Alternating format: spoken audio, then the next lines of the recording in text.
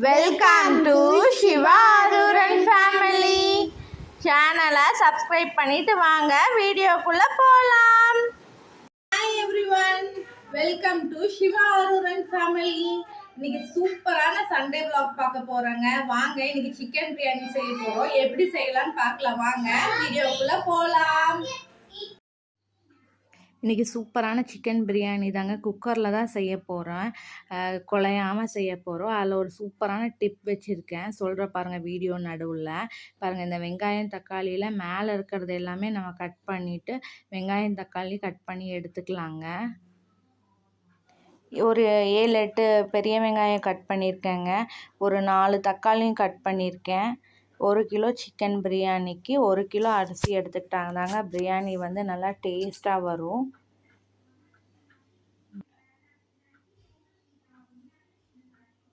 இது பாருங்கள், chicken gravy செஞ்சுருக்கோம். இதை நல்லா சுண்ட விட்டோம்னா நல்லா வறுவல் மாதிரி ஆயிடுங்க. நாங்கள் கிரேவியே போதுன்னுட்டு கிரேவியாக செஞ்சுருக்கோம். இந்த ரெசிபி வேணும்னா சொல்லுங்கள். இப்போ பிரியாணிக்கு அரைக்க போகிறோம். என்னென்ன போடுறோன்னா பூண்டு, இஞ்சி, பட்டை, சோம்பு, கிராம்பு, ஏலக்காய், கொஞ்சம் சின்ன வெங்காயம், 1 கை புதினா, 1 கை மல்லி, இது எல்லாமே ஒன்றா போட்டு அரைச்சிக்கலாம். இதில் நம்ம வந்து இந்த பொடி வகை பிரியாணியோட இது வந்து பொடி வகை பட்டை சோம்பெல்லாம் வந்து தனியாக வந்து ஒரு பொடி மாதிரி செஞ்சு வச்சும் போட்டுக்கலாம். நான் பிரியாணிக்கு அப்பப்போ வந்து போட்டு ஃப்ரெஷ்ஷாகவே போட்டு எல்லாம் ஒன்றா போட்டு மிக்சியில் அரைச்சிப்பேங்க.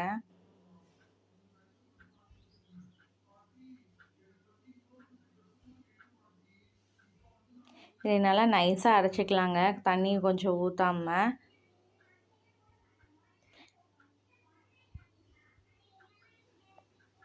லைட்டாக தண்ணி தொளிச்சிக்கலாங்க கொஞ்சமாக.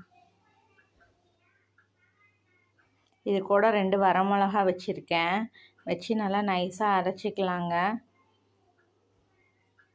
பாருங்கள், அதுக்குள்ளே வந்து கிரேவி நல்லா ரெடி ஆயிடுச்சு. பாருங்கள், எண்ணெயெல்லாம் அப்படியே மேலே பிரிஞ்சு வந்திருக்கு. கிரேவி வந்து ரெடி ஆயிடுச்சு. இதுக்கு மேலே கொஞ்சம் நல்லா மல்லித்தலை தூவி விட்டு இறக்கிக்கலாங்க. அவ்வளோதான், இந்த சிக்கன் கிரேவி ஈஸியாக இருக்குங்க, சூப்பர் டேஸ்ட்டாக இருக்குங்க. நீங்கள் வேணால் சொல்லுங்கள், நான் கண்டிப்பாக உங்களுக்கு ஷேர் பண்ணுறேன் இந்த ரெசிப்பியை. இப்போ வந்து டம்ளரில் வந்து அரிசி எடுத்துக்கிறோங்க. நான் வந்து காப்படி டம்ளர் மாதிரி அந்த டம்ளரில் எடுத்துக்கிறேன். 4 டம்ளர் அரிசி எடுத்துக்கிறேங்க. அரிசி எடுத்துகிட்டு நிறைய டைம் கழியக்கூடாது, 2 டைம் தாங்க கழியணும். ஏன்னா சீரக சம்பா அரிசியில் ஒரு நல்ல ஸ்மெல் இருக்குங்க.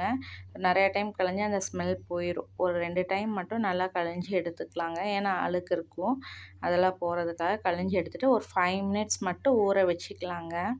இப்போ ஊற வச்சு எல்லாம் எடுத்துட்டேன். அரிசி பாருங்கள், தாளிக்கிறதுக்கு பட்டை, கிராம்பு, கொஞ்சம் புதினா, இது 2 பச்சை மிளகா, சிக்கனு எல்லாமே கழுவி வச்சுருக்கேன், எல்லாம் எடுத்து வச்சுட்டேன். பாருங்கள், அந்த அரைக்கிறதும் அரைச்சி வச்சாச்சு. அவ்வளோதாங்க, நான் குக்கர் வச்சுட்டேங்க. இப்போ இங்கே வடைச்சட்டி எதுக்கு வச்சுருக்கேன்னா, நான் சூப்பரான டிப்ஸ் சொன்னேன்லங்க, அரிசியெல்லாம் குழையாமல் வர்றதுக்கு. இந்த மாதிரி வடைச்சட்டியில் கொஞ்சமாக எண்ணெய் ஊற்றி நம்ம ஊற வச்ச அந்த அரிசியை போட்டு நல்லா அந்த ஒரு ஸ்மெல் வர வரைக்கும் ஒரு லைட்டாக ஒரு வணக்கி எடுத்துக்கணுங்க. சூப்பராக இருக்குங்க. அரிசி வந்து நம்ம தண்ணி எச்சா போனால் கூட வந்து குழையாது, அரிசி உடையாதுங்க. கொஞ்சமாக எண்ணெய் ஊற்றி நம்ம எப்படி வெங்காய தக்காளி வணக்கிற மாதிரி இந்த அரிசியை வந்து ஒரு அரிசியோட ஸ்மெல் வருங்க. ஒரு 5 நிமிஷம் அந்த ஸ்மெல் சூப்பராக இருக்குங்க, நல்லா வாசம் வரும். அது வந்தோடனே ஆஃப் பண்ணிடுங்க. நல்லா வந்து ஒரு வணக்கிட்டு பார்த்திங்கன்னா அந்த வடைச்சட்டிலேயே ஒட்டாமல் வரும். அது வரைக்கும் வணக்குங்க. இந்த டிப்பை மறக்காமல் பிரியாணி செய்யல ஃபாலோ பண்ணுங்கள். பிரியாணி சூப்பராக வரும். நீங்களும் பண்ணி பார்த்துட்டு எப்படி இருந்ததுன்னு எனக்கு கமெண்ட் பண்ணுங்கள். இப்போ வந்து குக்கர் வச்சுக்கலாங்க. அதில் வந்து பாருங்கள், கொஞ்சம் எண்ணெய் ஊற்றிருக்கேன். உங்களுக்கு எண்ணெய் எந்த அளவுக்கு வேணுமோ அந்தளவுக்கு ஊற்றிருக்கோங்க. நான் வந்து ஒரு 1/2 டம்ளர்லேருந்து கொஞ்சம் 3/4 டம்ளருக்குள்ளே ஊற்றிருக்கேங்க. இப்போ வந்து பிரியாணிக்கு தாளிக்கிற ஐட்டம்லாம் போட்டிருக்கேன். பிரியாணி இலை, பட்டை, கிராம்பு, கல்பாசி, இப்போ மராட்டி மொக்கு, இதெல்லாம் போட்டிருக்கேங்க. அடுத்தது அது வணங்கினதுக்கப்புறம் வெங்காயம் போடுறேன். நம்ம கட் பண்ணி வச்ச பெரிய வெங்காயம் போட்டு அதையும் நல்லா வந்து பொன்னிறம் வர வரைக்கும் வணக்கிக்கணுங்க. நல்லா அப்படியே விட்டோம்னா அப்படியே நல்லா பொரிஞ்ச மாதிரி வரும் பொன்னிறமாக. அது வரைக்கும் பாருங்கள், நல்லா வணக்கிக்கலாம். இப்போ வெங்காயம் நல்லா வணங்கிடுச்சு. வணங்குனதுக்கப்புறம் வந்துட்டு பாருங்கள், இப்போ நான் வந்து வெங்காயம் பாருங்கள் எப்படி வணங்கி இருக்குதுன்னுட்டு. இதுக்கப்புறம் வந்து தக்காளி போட போகிறோம். நம்ம கட் பண்ணி வச்ச தக்காளியை வந்து இப்போ வந்து போட்டுக்கலாம். இப்போ அதை போட்டு நல்லா வணக்கிக்கலாங்க.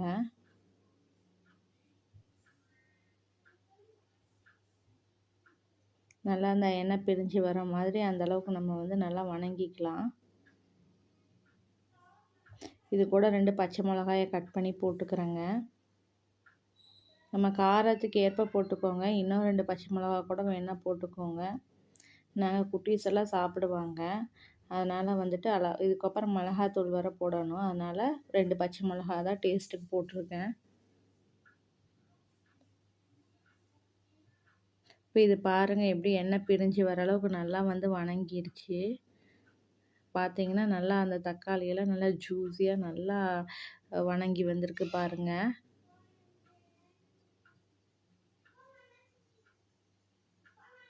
இதுக்கப்புறம் நம்ம அரைச்ச பேஸ்ட் இருக்குல்லங்க, அதையும் ஃபுல்லாக நல்லா போட்டு, இது வந்து இஞ்சி பூண்டு போட்டிருக்கோம், அடி பிடிக்கும். அதனால் வந்து நல்லா வந்து வணக்கிக்கோங்க.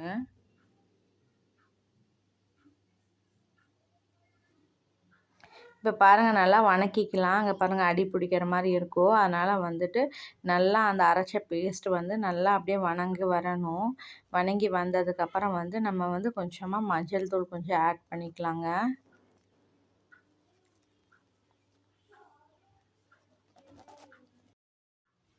இப்போ வந்து கொஞ்சம் கல்லுப்பு ஆட் பண்ணிக்கலாங்க. இப்போ வந்து மிளகாத்தூள் வந்து நம்ம தேவைக்கேற்ப மிளகாத்தூள் வந்து போட்டுக்கலாம். இப்போ வந்து கொஞ்சமாக சிக்கன் மசாலா கொஞ்சம் போடுறோம். சிக்கன் பிரியாணினா சிக்கன் மசாலா போடுங்க. மட்டன் பிரியாணினா மட்டன் மசாலா போடுங்க. இப்போ இதெல்லாம் போட்டு பொடி போட்டோம்னா கொஞ்சம் அடி பிடிக்கும். அதனால் வந்து கொஞ்சம் நல்லா வணக்கி விட்டுக்கலாம்.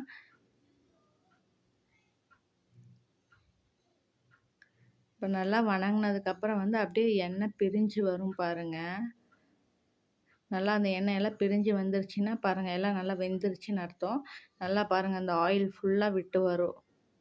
இப்போ இது விட்டு வந்ததுக்கப்புறம் அடுத்தது வந்து நம்ம புதினா தழை கொஞ்சமாக ஆட் பண்ணிக்கலாம். ஒரு கை அளவுக்கு புதினா போடுங்க.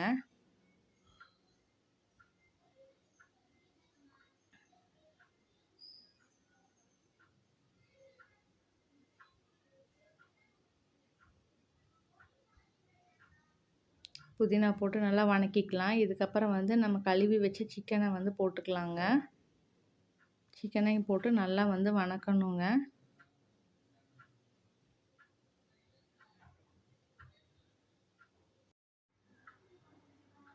இப்போ நல்லா வணக்கினதுக்கப்புறம் வந்துட்டு கல்லுப்பு கொஞ்சம் போட்டுக்கலாம். அதுக்கப்புறம் வந்து தயிர் கொஞ்சம் ஊற்றி நல்லா வணக்கிக்கலாங்க. தயிர் ஊற்றினா தான் வந்து சிக்கனும் மட்டனும் வந்து நல்லா சாஃப்டாக இருக்குங்க. வெந்ததுக்கப்புறம் பார்த்திங்கன்னா நல்லா சாஃப்டாக இருக்கும். எந்த நான்வெஜ் பிரியாணினாலும் கொஞ்சம் தயிர் ஊற்றுங்க. அப்போ தான் அந்த சாஃப்டாக இருக்கும் கறி. பாருங்கள் எல்லாமே நல்லா வணங்கி இந்த சிக்கனெல்லாம் மசாலாலாம் நல்லா வணங்கிடுச்சு பாருங்கள். சிக்கன்லேயே பாருங்கள் கொஞ்சம் தண்ணி விடும். விட்டதுக்கப்புறம் பாருங்கள் நல்லா வணங்கினதுக்கப்புறம் நான் அரிசிக்கு வந்து 1 டம்ளர் அரிசிக்கு வந்து 2 டம்ளர் தண்ணி எடுத்துருக்கேங்க. ஊற்றி அதை வந்து நம்ம சுடு தண்ணியாக வச்சுக்கலாம்.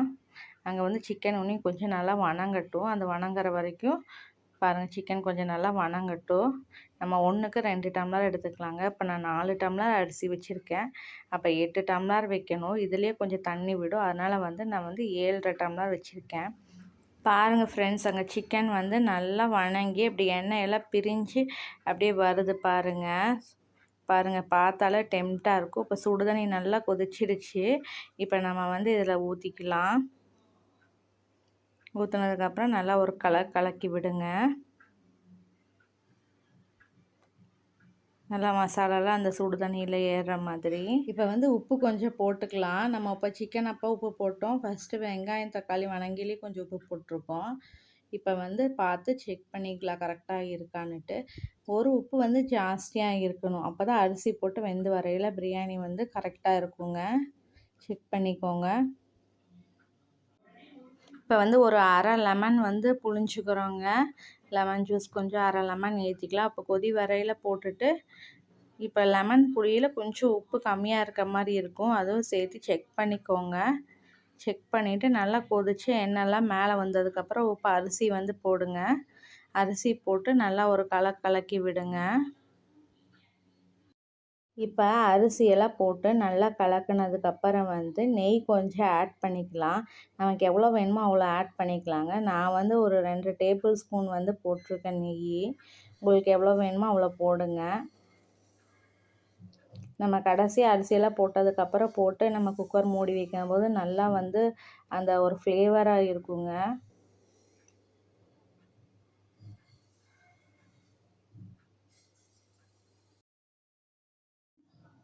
இப்போ கடைசியாக எல்லாம் நல்லா ஒரு கலக்கிட்டு கொஞ்சம் ஒரு மல்லித்தழை வந்து ஒரு கை நிறைய மல்லித்தழை எடுத்து கட் பண்ணி போட்டுக்கலாங்க. அந்த காம்போடையே போடுங்க. அப்போ தான் வந்து அந்த மல்லியோட ஃப்ளேவர் வந்து ஃபுல்லாக இறங்குங்க. போட்டு நல்லா மூடி வச்சிடலாம். இப்போ குக்கர் நட்டிக்கு ஒரு விசில் விடுங்க. ஏற்கனவே சிக்கன் வணக்கிலேயே எல்லாம் வெந்திருக்கும் சிக்கனு. ஒரு விசில் விட்டிங்கன்னா போதும், நல்லா வெந்துடும். இப்போ அடுத்தது வந்து மட்டன் ஈரல் செய்ய போகிறாங்க. வாங்க ஒரு குக்கர் வச்சுக்கலாம். அதில் வந்து ஒரு 4 டேபிள் ஸ்பூன் தேங்காய் எண்ணெய் ஊற்றுங்க. தேங்காய் எண்ணெய் ஊற்றுனீங்கன்னா டேஸ்ட்டு சூப்பராக இருக்கும். சின்ன வெங்காயம் கொஞ்சம் கட் பண்ணி வச்சுருக்கோம் பாருங்கள், ஒரு கையளவுக்கு. அதையும் போட்டு வணக்கிக்கலாம். தேங்காய் எண்ணெயில் கருவேப்பிலை கொஞ்சம் போட்டுக்கலாங்க.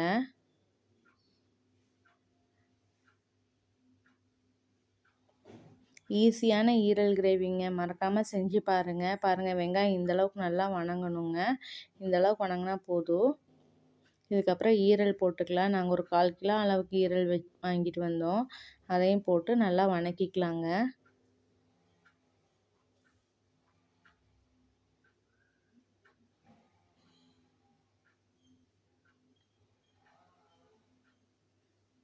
கூட கொஞ்சம் கல்லுப்பு, கொஞ்சமாக மஞ்சள் தூளும் போட்டு நல்லா வணக்கிக்கலாங்க.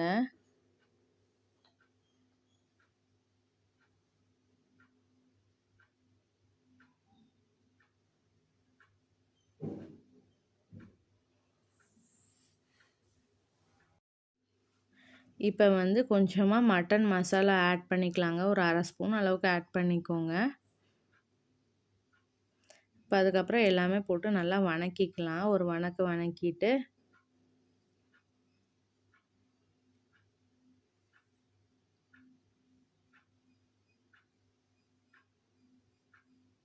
பாருங்கள், இந்த அளவுக்கு நல்லா வணங்கணும். இது வணங்கினதுக்கப்புறம் வந்துட்டு நாங்கள் குழம்பு அரைக்கையில் வந்து கொஞ்சம் மசாலா எடுத்து வச்சுருக்கோம். இதுக்கு பேர் செலவுன்னு சொல்லுவோம் எங்கள் ஊரில்.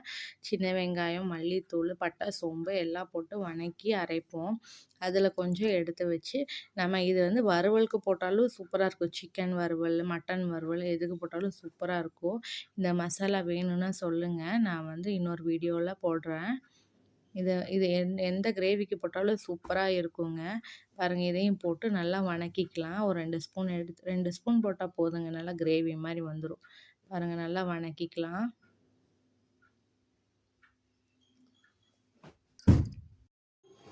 நல்லா எண்ணெயில் வணங்கணுங்க. அப்போ தான் வந்து அந்த ஸ்மெல்லெல்லாம் போயிட்டு பாருங்கள், எண்ணெய் பிரிஞ்சு வர அளவுக்கு வணங்கணும்.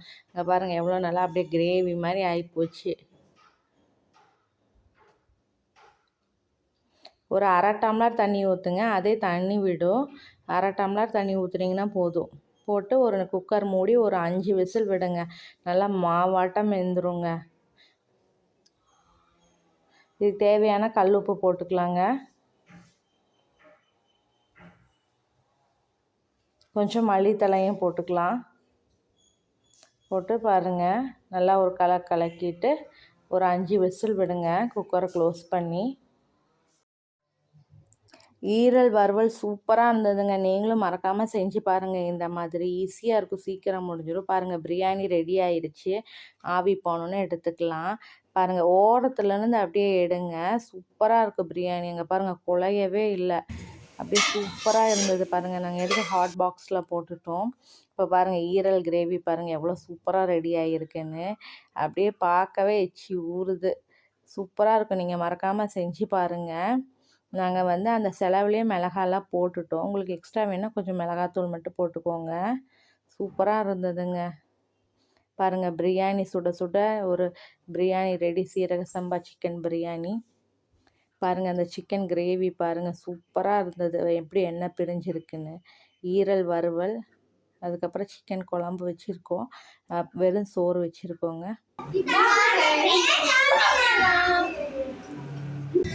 சாப்பிடலாம்.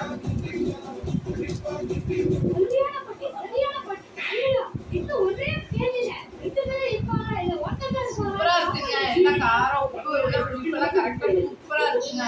நீங்களும் இந்த மாதிரி கண்டிப்பா செஞ்சு சாப்பிட்டு பாருங்க. எப்படி சாப்பிடுறாங்க பாருங்க, எப்படி கேளுங்க.